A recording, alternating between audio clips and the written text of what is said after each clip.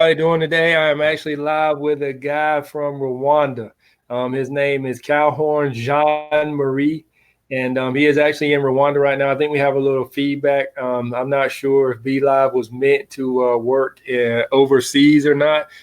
Even though I know a couple of people have used it overseas, but yeah. So we are actually live with him now, and actually there may be a delay with the questions, just to let you know, because we were experiencing a little bit of a delay. But we're going to try to work this out. But if you did read my post, he is actually an entrepreneur in Rwanda, and his story is pretty amazing. I actually got the opportunity to meet him when I was in Rwanda for 111 days. So, yeah, I was in Rwanda for 111 days, and actually we went to his facility. So what he does is he actually takes cow horns and he makes jewelry out of them. This is actually, I should have wore his, but I don't have it with me right now. I'm visiting my parents. So, but this isn't actually one of his, but he actually takes jewelry, because I actually purchased one of his cow horns, which he has it on right now. He's holding it up. It just makes, I mean, it's pretty interesting how he does it, because we actually went to his facility, his factory, but actually I'll let him get into the story and tell the story. Actually, let me throw him up on the screen now. Um, so there he is, Jean Marie, and he is going to actually tell his story. So if you want to open up and just tell us a little bit about how you got started and everything like that. Yes, thank you so much. Customers, friends, especially Mike. Thank you so much for your invitation. My name is John. I'm the founder of Cowhomes Rwanda. We transform cow homes into different products such as jewelries, cups, combs, buttons. Especially for buttons, now we are getting different designers, different styles. They are using our cow homes buttons on their clothes. So come back on my story. I can give you some challenge. Yeah, I can ask you, everyone, where were you in 2008?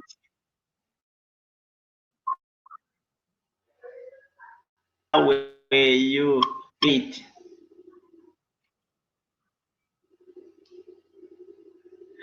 Yeah, everyone can think. 2008 for me, I five. Sorry. I was born in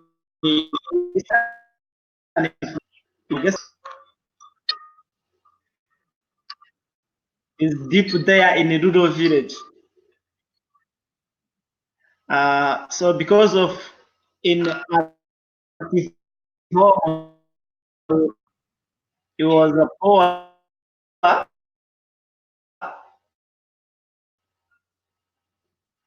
Yeah. Uh, there was very poor. So when I was in P5, I started my study, and then I decided to come here in Kigali to see if I can get a job. But I didn't get a job because if I was very young, there are no one here can give a job the young children. So because of I didn't have anyone who can help me here in Kigali, I decided to live in a street. So I spent in a street 4 months. After 4 months, I met with a Japanese lady. She was a volunteer here in Rwanda. Yeah, she told us, "Please, can you give you the training about how you can produce carbon?" And then we say yes, yes. So she trained us in a 3 months. After 3 months, we were able to know how to produce, uh, how to make a bracelet, how to make like necklace, how to make earrings, and so yeah. After 3 months, we were able to know to produce some products out of our homes. Yeah. After that, so she trained us up. Me and another 6 guys whom were whom were living together in a street.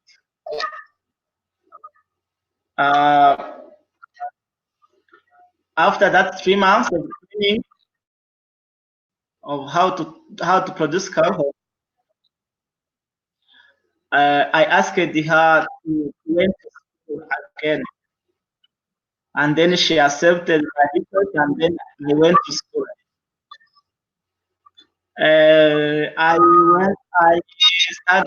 started in P6.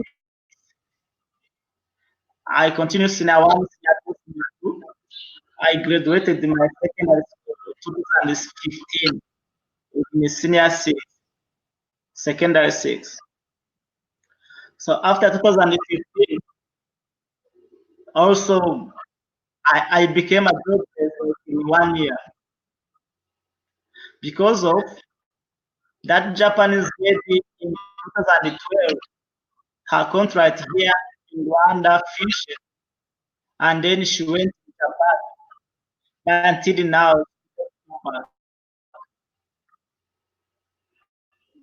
yeah. So my colleagues who we started together, they didn't also working because they didn't have the material, they didn't have the capital to work themselves.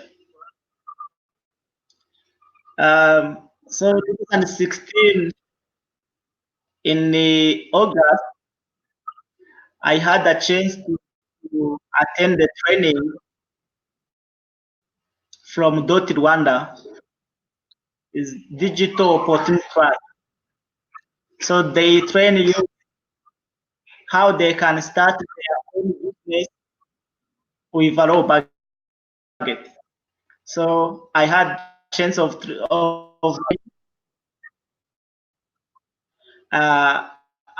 2 months I was able to start my own how Rwanda. So it was not easy because of I didn't have capital, I didn't have everything. So I started with renting one machine. I rent that machine $10,000 in flat. So I asked my headmaster to give me like one room to try to work in that room. So my headmaster also gave me one room, and then I start to produce cow horns. But it was not easy. It was very funny. I went in a butcher where they kill a cow for me. So I asked the butcherman, "Please, can you give me horns? I'm going to try to make something, but I'm going to try." And then the butcherman told me, "Yeah, you can go take all. If you want, take all, no problem." So they gave me the horns, the five. Yeah, and then I bring that horns in the room. Also, we use oil, car oil. I went in a petrol station, and then I asked that man in the petrol station, "Please, can you give me the oil?" I gave them 1,000 Rwandan franc. So, and then I came in the room. I started to produce cow horns.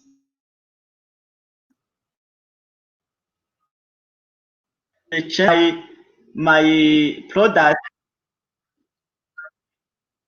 were very appreciated with many people. So for the first time, I produced 10 bracelets, but the first one when I showed that bracelet, she already bought it, and then I get 20,000 because of one bracelet was 2,000, and then I keep I keep making the earrings, and then another one is earrings. She already gave me the customer of the earrings, and then I get money to keep running my business.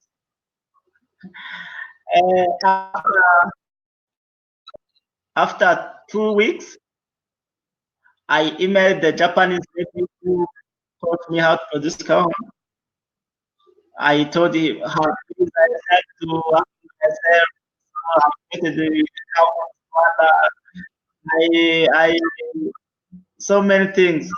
But for me, I was waiting. She's going to give me the machine. She's going to give me money. Yeah. But not give me. She told yes, courage. Yeah. Yeah. Yeah. And then, but after 2 months, she gave me an order of making earring, bracelet, yeah, and yeah, to make earrings and bracelet. I remember the amount was 310,000. Yeah, that money helped me in so many ways because of after after that making order, I I bought that machine I was renting. I bought many cow horns. I bought different, different material, and then I keep running my business. But after that order, I asked the one guy whom started to get out produce alcohol to come help me to make that order of Japanese. Yeah, he helped me in a week, in 2 weeks. So after that, we complete that order and then we send to Japan, and then also she gave me 370. So it was very good for me. Yeah, I bought that material and everything and everything. And then I was keeping working with one employee. So I keep working step by step. So until now, so now I have 16 workers, So now I have my own compound. So I'm trying to build cow homes Rwanda factory. So now also the customers are increased. So now I have different customers of cow homes. So everything is going good. Yeah, Yeah. that's good. So what countries do you sell to now? What countries? So now I'm selling cow homes product in USA, Japan, German, and sometimes Netherlands. So that Also, here in Rwanda, the foreigners who are here in Rwanda, yeah, they that's are like our carbon product. Like today, I was in the US, but I was selling our carbon product. There was there a market. Yeah, that's actually where I purchased the one of the necklaces from was actually from Rwanda. So actually, he's at several supermarkets, and he's also are you? And then I actually saw him at probably about two or three events that we were there. They had different events and everything that they had at I guess different hotels and everything. So he actually sells his products there as well. And the thing is, he started from, as you heard his story, from a humble beginning. Actually, we went to his house, or actually, it really wasn't. Well, actually, it was a house, but they actually have machinery and everything in there. So you guys that think you need a big business or a big manufacturing plant or anything like that, because when it pretty much, I guess me just being from, I guess when somebody says, they're manufacturing things, especially here in the United States, we actually think of, a big plant or something like that. So when they say we're actually going to his facility and his, his the location where he manufactures and produces the actual jewelry, I was thinking, something big, extravagant plant or something like that. But actually, we kept driving because all the roads in Kigali, Rwanda, are actually not paved. So we were actually on a paved road, and then we went off on the dirt road, and actually almost got stuck because I think when we first got there, when we went to his production plant facility, it was actually during rainy season. So you can obviously expect, if it's raining a lot and you have a muddy road or a dirt road, obviously, the mud and the dirt's actually going to, cause, mud and puddles and things can get stuck. So we're actually pretty much, I guess it was SUV minivan, and we almost got pretty much got stuck. Well, we actually did get stuck. I think they had to get out and push the vehicle, but then, we finally found our way to his facility. And then I saw it, I was like, wow, it's like, he's selling this, because actually it was just a whole bunch of cow horns and stuff just outside the house. Because I mean, it's pretty much like in, just a village. And but obviously, everything's not like that because they have big cities, big buildings, and everything like that. But I mean, it's still some impoverished, areas, very rural areas, there in Rwanda, and that's actually where his shop was. So I mean, you guys really have no excuse, to if you want to start a business, you can have a business. And actually, he gave me, a lot of inspiration, and just the fact of just to see where he came from, to see where he is now, and to see what he's doing now is just just amazing just to see how he grew his business because as you just heard him say he's selling in the US, he's selling in Japan, in Germany, and I mean he's he's really extended it, grew and scaled his business and you pretty much are you running Facebook ads and stuff now or are you using Facebook to advertise with ads and everything, or you're not running any ads or anything like that? Sorry. Are you running ads, Facebook ads? Can you hear me? Um, so yeah, sometimes we are. All right. Yeah, and I guess you can you show the cow horn? Can you pick the cow horn up in the back? Can you pick the cow horn up? Yeah. So yeah, actually, this is what he's pretty much makes. So he actually he takes the horns from the cows and then makes jewelry out of them. And then I guess, can you show your chain? Can you show your necklace that you have? Yes. Also, the Yeah, necklace is like, yeah, these are yeah. So African actually, necklace yeah. from So cow horn. that is actually, yeah. Yeah, So it's that's really, actually really, made really from very nice. cow horn. Yeah, yeah, Yes. yeah. So yeah. So actually, he's going to give me his website. And you guys, if you want to, purchase anything, you can get in touch with him and actually buy some of his products. I mean, they're pretty good. They are actually very, very nice, high quality products that you can see. Like I said, he'll ship to you, especially if you're here in America. But he pretty much ships, to those countries that he just named. So if you want to reach out to him, actually, I will take his website, his contact information, and I will put it in the comments in here. Or either you can reach out to him personally. His page on Facebook is Cowhorns Rwanda.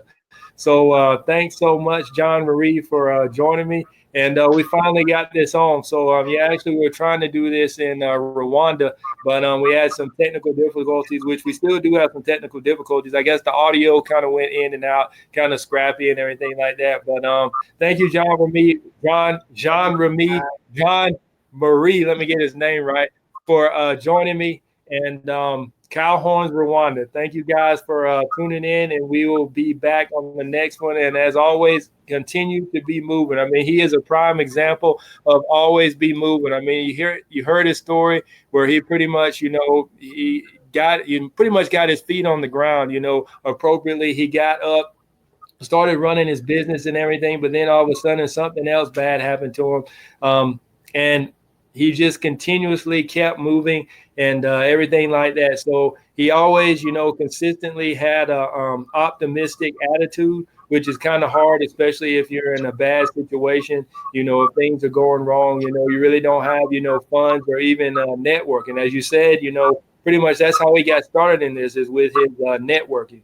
And he networked with another entrepreneur, business owner, and that's how he got started. So even his network left, so then he had to start over for with no money and no network. So he built everything up again off the ground. So that is a true entrepreneur, where you really do not give up. You continuously keep on moving. So any of you guys that are down and out and just anything like that, if things aren't going your way, just remember to always be moving. So thank you guys for hopping on, and thank you, Jean Marie, for coming on as well. Cowhorns Rwanda. Thank you guys. Tune in for the next one. You guys have a good one.